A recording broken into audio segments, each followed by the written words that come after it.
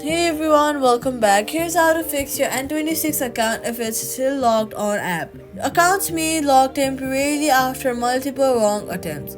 Wait for a few minutes before trying again. First, open the app and then go to I already have an account, then click on forgot password and reset your PIN and follow the instructions to reset it. Use your new PIN to log in. After that, ensure your N26 app is updated to the latest version. Head over to your App Store or Play Store, search for the N26 app and update your app if you already haven't. Updating your app is important because it will give you the latest version. Then contact the customer support. If still locked, contact the N26 support to unlock your account.